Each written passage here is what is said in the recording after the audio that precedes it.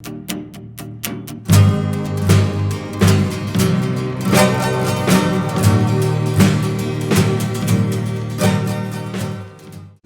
you for your time. My name is and I am here today with my fellow colleagues, Roxana Marile and Tolo Palane. Today we have been tasked with a presentation for the module Street Law. So this will take about 30 minutes, including your questions. Okay.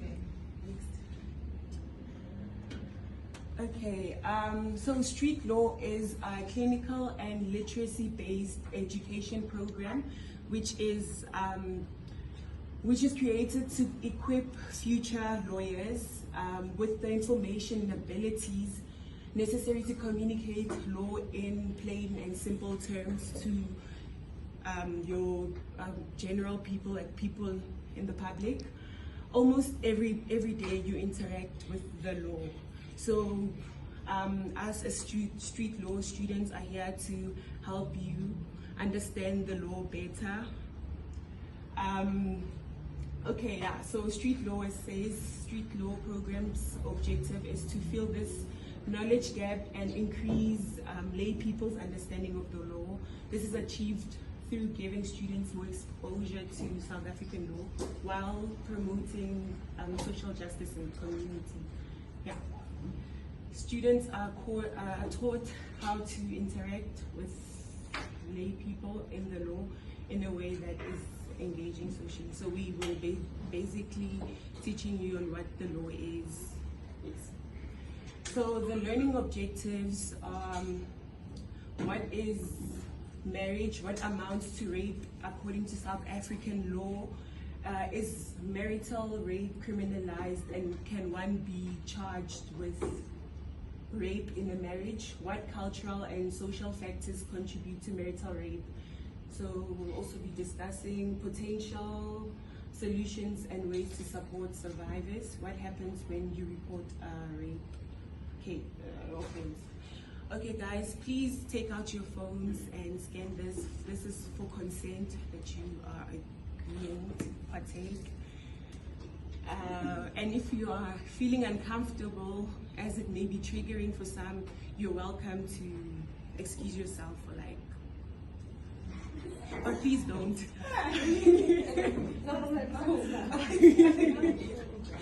Okay.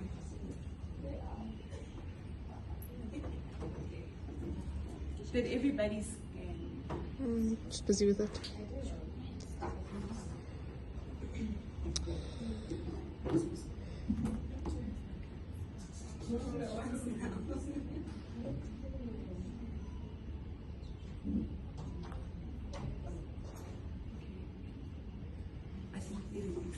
Next slide. Okay, guys, can anyone tell me what is marriage? What do you guys think constitutes to a marriage? There's no wrong answer. Yes. I think marriage is a union between two families. Okay, that's correct. Okay, so marriage is legally or formally recognized union of two people as partners in a personal relationship. So in a diverse society like South Africa, relationships between people can take several forms. People can enter into civil marriages, a marriage performed with a contract without a religious ceremony, same-sex marriages, customary marriages, meaning traditional weddings, religious marriages, which would be your marriages celebrated in accordance with one's religion, domestic partnerships, so cohabitation, living together, ukipita, for those who know. The definition of marriage differs according to culture, but it is commonly an institution in which an interpersonal relationship, usually intimate and sexual, it is acknowledged through the exclusion of other persons. Okay, what does the Act say? The Act describes it as any person who unlawfully and intentionally commits an act of sexual penetration to the complainant without consent. And yeah, then one is guilty of rape. So then, according to Section 1 of the Act, sexual penetration is defined as, so this is what I'm about to say is the elements that has to be met to know that this is rape.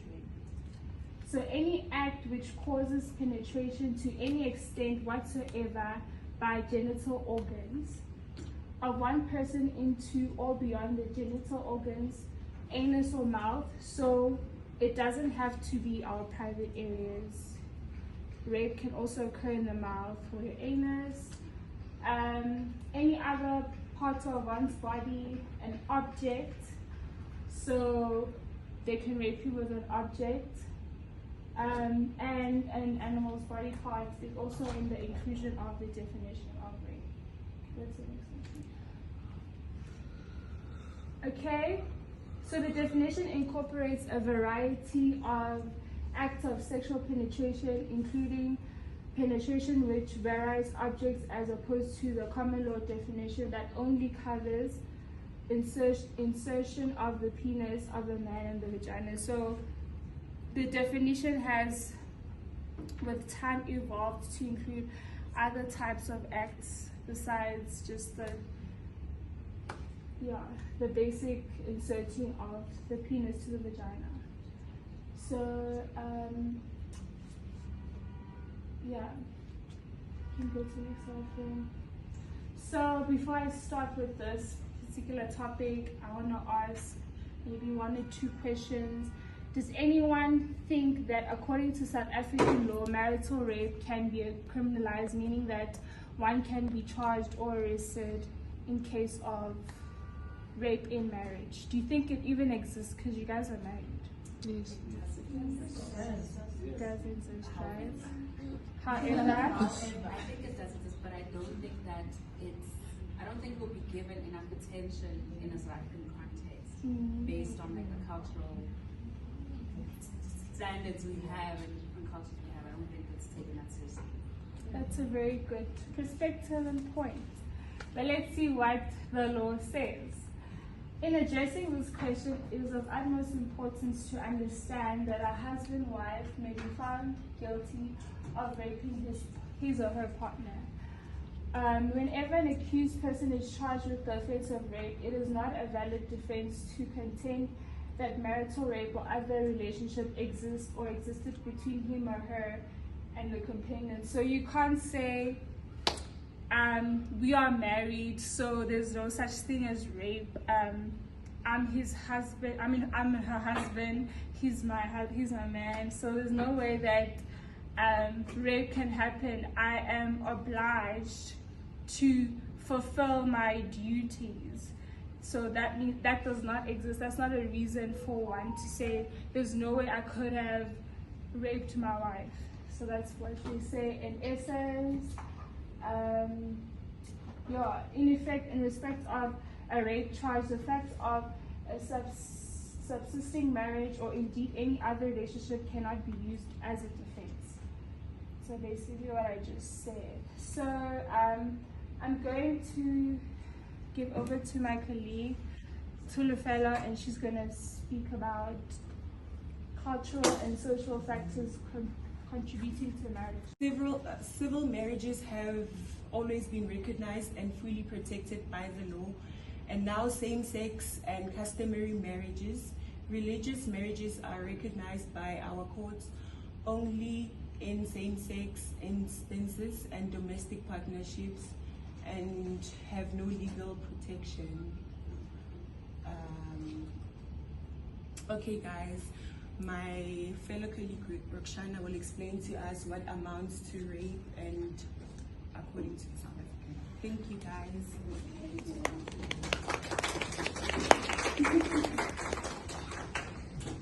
Hi guys. Okay, I'm going to be talking about what amounts to rape according to South African law.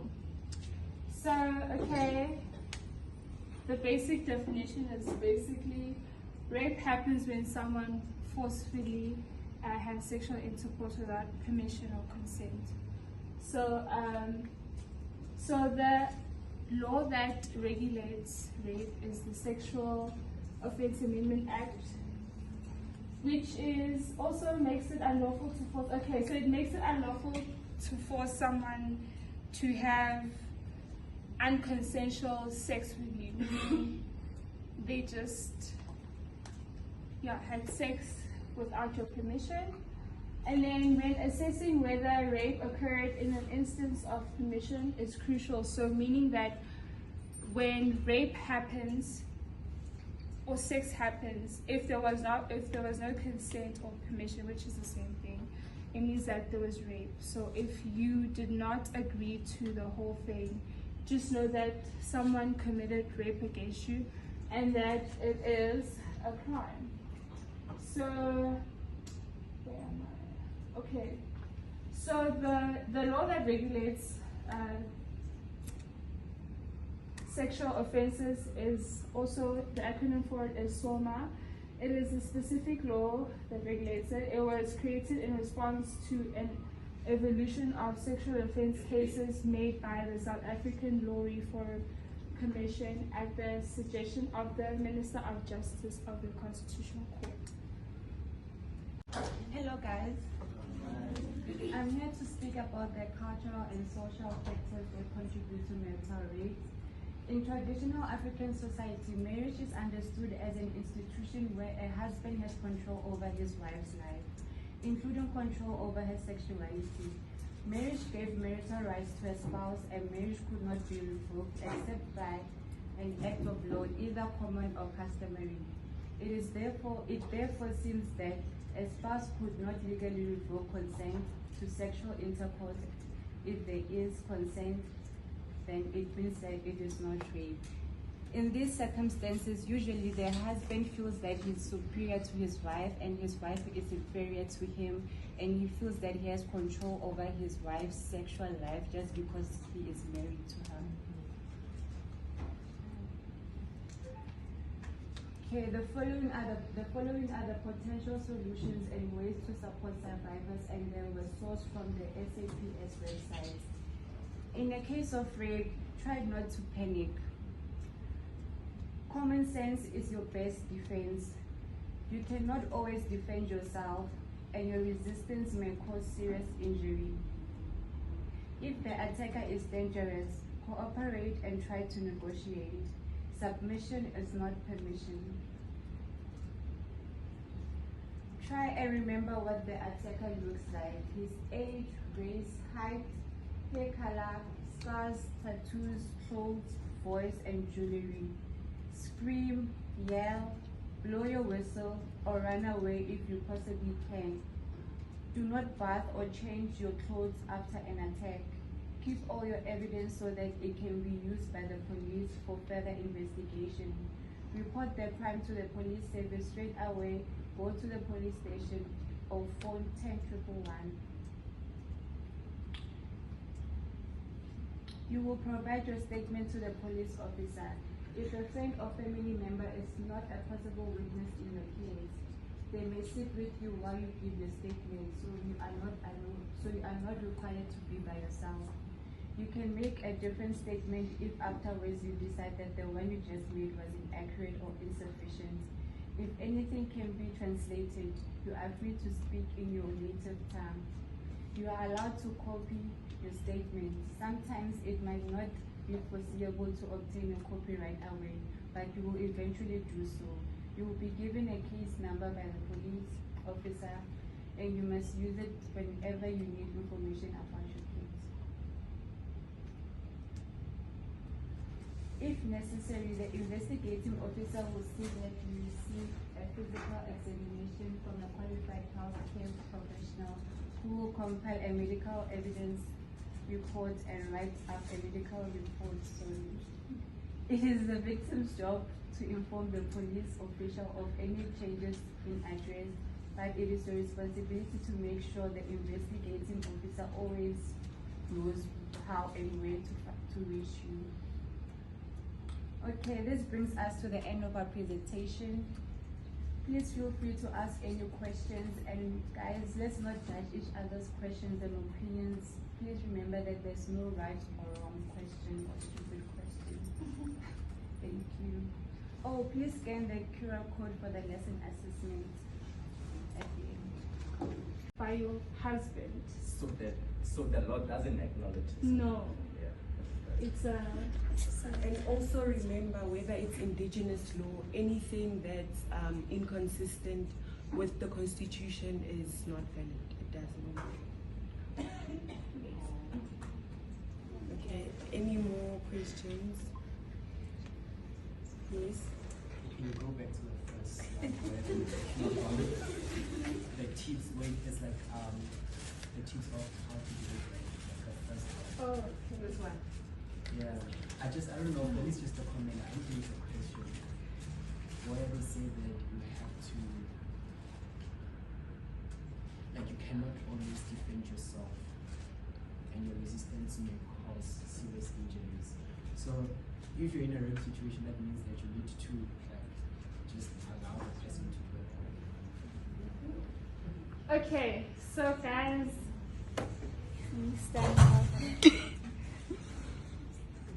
As she mentioned that we got this from the official SAPS website. So we're not the police, and the police know what's best in the situation where, you know, so what we're studying law, but then what I can say in terms of your comment is that they not necessarily say just lay there and accept that this is happening to me, but sometimes that is your best defense, because you need to remember that sometimes a perpetrator will be, if you're a bit too feisty, I'm not saying you shouldn't be, but like if you're too feisty, they'll just bash your head and that's like deal with you. And sometimes you need to think, you need to survive, you know, think a bit further than just this whole situation.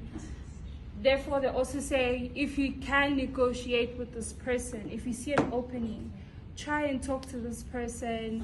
You know, you need to make it out. Basically, your end goal is to survive, tell your story if you want to, if you choose to, or get justice if you choose to have justice, you know. But if you end up dead, then you're just a hashtag at the end of the day.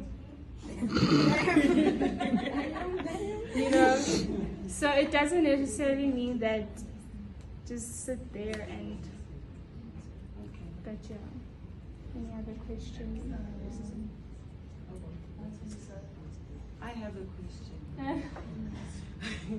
Do you guys think that it's only a woman that can be raped? Okay. But then, yes? Even women are rapists. A lot of women get honestly, there are a lot of women who rape, especially boys. I feel like I would want to open a space for other men to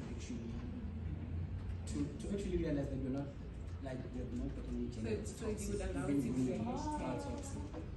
If it's a woman, I feel like men should also show up that they're also vulnerable to being raped or being attacked or being abused. That's not easy. And again, because of toxic masculinity, that is a guy. The ego.